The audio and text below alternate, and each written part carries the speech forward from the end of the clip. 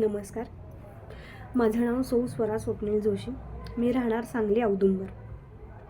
National detective force यांच्यातर्फे महिला दिन विशेष वक्तृत्व स्पर्धा घेण्यात येणार आहे. त्यात मी भाग घेतला आहे. माझा विषय आहे मी डिटेक्टिव्ह झाले तर किंवा मी डिटेक्टिव्ह असते तर. माझा टोकन नंबर आहे 72. मी डिटेक्टिव्ह झाले तर. मग माझ्या मनात पहिलं गाणं हेच येतं. पंछी बनू उड़ती फिरू मस्त गगन में, आज मैं आज़ाद हूँ दुनिया की चमन में. कारण मी डिटेक्टिव्ह असेल ना, त्यामुळे मला त्याचं स्वातंत्र्य असेल ना, सगळ्या गोष्टींची शहानिशा करण्याची, बघण्याची, शोधण्याची, माझ्यामध्ये असणाऱ्या कित्येक कल्पनांची मी डिटेक्टिव्हपणा करून शोध लावू शकेल, ओळखू शकेल. बऱ्याच वेळा असं होतं की काही महिलांना काही गोष्टी सांगता येत नाही, बोलता येत नाही, समाजाच्या भीतीने, कुटुंबाच्या भीतीने किंवा कुठल्या तरी दडपणाखाली त्या बोलत नाहीत, त्या सांगत नाहीत. मग त्या सांगण्यासाठी, बोलण्यासाठी खरंच एका डिटेक्टिव्हची गरज आहे आणि ते डिटेक्टिव्ह मला व्हायला नक्कीच आवडेल. आता गमतीचा भाग सांगायचं झालं तर माझी मैत्रीण म्हणते, मला घरात कोणी काही म्हणत नाही, मी काहीही केलं तरी चालेल, मी कसंही केलं तरी चालेल. आणि जेव्हा अशी एखादी वेळ येते की तिला म्हणण्यात येतं, तू ह्या स्पर्धेत भाग घ्या, तू इथे ट्रिपला यायचं आहे आमच्यासोबत, तेव्हा ती अशी कुचरते, तिचा चेहरा पडतो आणि ती म्हणते नाही गं, मला जमणार नाही. पण या न जमण्यामागचं कारण काय?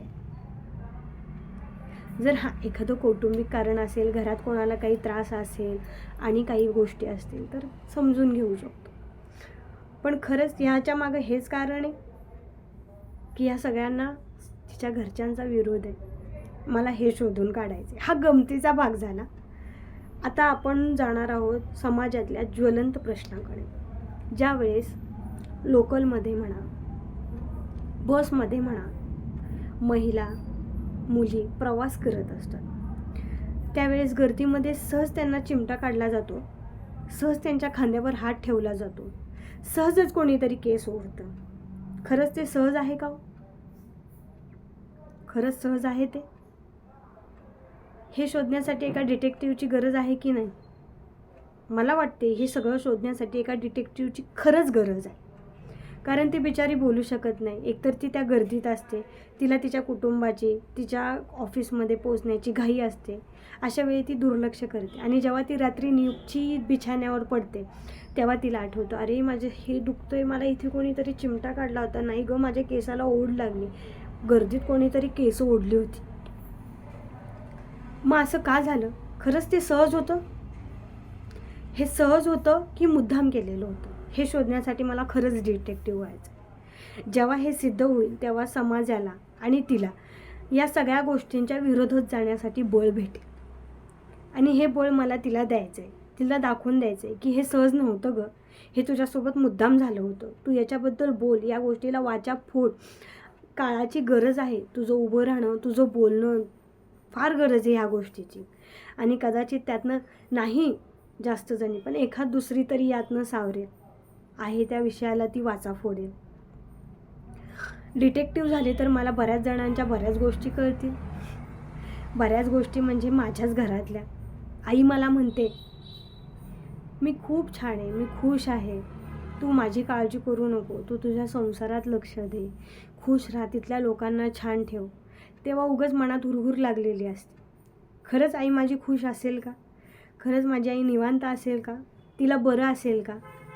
जर मी डिटेक्टिव्ह असेल तर त्याचाही छडा लागेल की खरंच माझी आई बरी आहे का? आणि मनात लागलेली हुरहुर, मनात लागलेली चिंता सहज निघून जाईल. डिटेक्टिव्ह होणं आणि डिटेक्टिव्ह असणं यात फार फरक आहे मला माहिती आहे.